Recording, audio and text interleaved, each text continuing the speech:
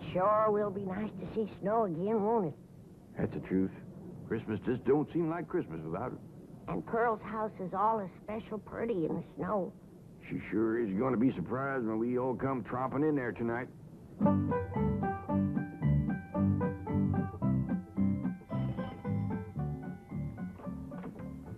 Howdy, Pearl. Homer Winch, when are you gonna learn not to walk into a body's house without a body inviting you? Well, I rang and you didn't come. You didn't give me time, you old coot. Now don't you never do that again. Get out of my parlor.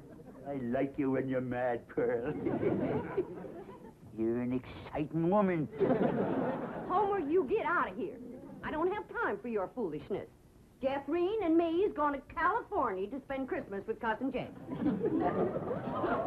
Well, and I reckon you don't care to hear what I got to say. That's right. About Mr. Brewster. Mr.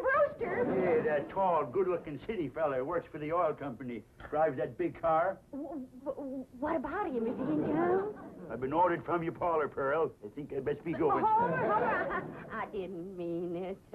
Please, Homer, you tell me about Mr. Brewster, and I'll bake you a sweet potato pie.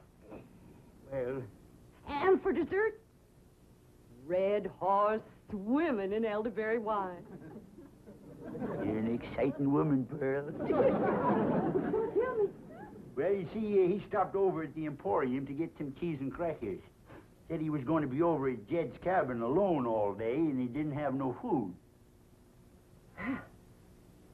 Thank you, Homer. Merry Christmas. Now, wait a minute, Pearl. You ain't going to do me out of my tater pie, are you? Well, of course not. You get it. Well, when? Well, I'll let you know. I'm busy right now. Bye, Homer. Ding, dang, darn it, I done it again. Let some pretty woman twist me around her finger. I hate to go home. Mama's going to give me the dickens.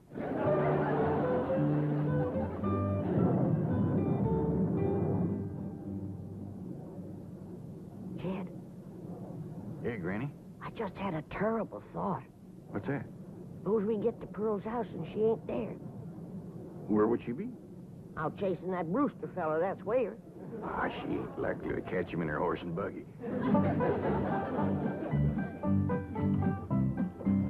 Whoa, Betsy.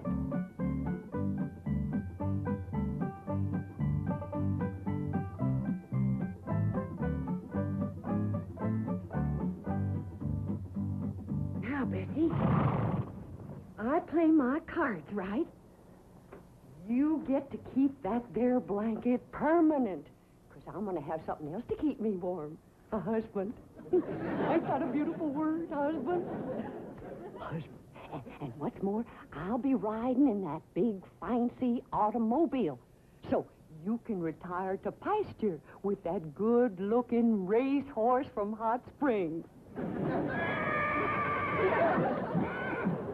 Well, I thought I heard a horse. Mrs. Modine. Won't you come in? Well, thank you. It's mighty cool today, Yes, ain't it? it is. Well, it's nice to see you again. I'm sorry it's so cold in here. Didn't bother to build a fire in the fireplace, and I'm afraid that kerosene stove doesn't put out much heat. Well, I can't stay but a minute. I just came by to give you this and say Merry Christmas. Well, thank you. Oh, you shouldn't have. Oh, it's just something that I made myself. Oh, nice. Land to mercy. Look at this place. Why, you men just can't manage alone, can you? It takes a woman. Oh, please don't bother. I won't be here. You see, I'm going home to Tulsa for the holidays. I won't go no trouble. I'll just throw together a little snack, and while you're eating, I'll tidy up a bit.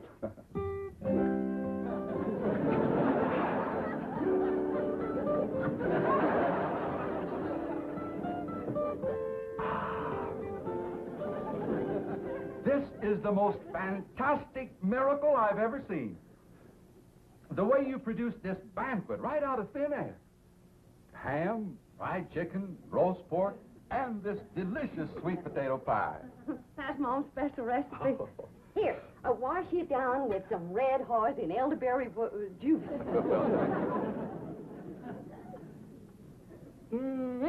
Oh, that is sensational juice. But, Mrs. Bodine, I just can't eat another bite. Why, Mrs. Bodine, what have you done to this cabin?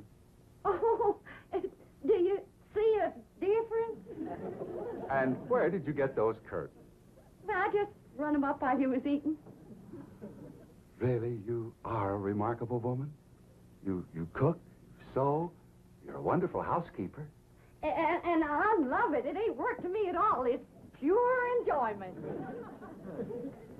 Mrs. Bodine, I know that this must seem awfully sudden to you, and I know you have lots of ties, lots of activities here in the hills, but I was wondering, do you think you could possibly be happy living in a city like Tulsa? Tulsa? That's where you live, ain't it? Yes, I have a very nice home there, but frankly, it needs you, and I think Mother will agree. You want me to meet your mother? Well, actually, it isn't necessary, and I know Mother will approve my choice. You don't have to give me your answer immediately. You just think it over. And Yes, that's my answer. Yes. But we haven't even discussed money. I'll give you every cent I make. Mrs. Bodine, as my housekeeper, I will be paying you. Housekeeper. That's caring for Mother. Oh, incidentally, Mother's just going to love this elderberry juice. What's the matter? Do something? You sure did.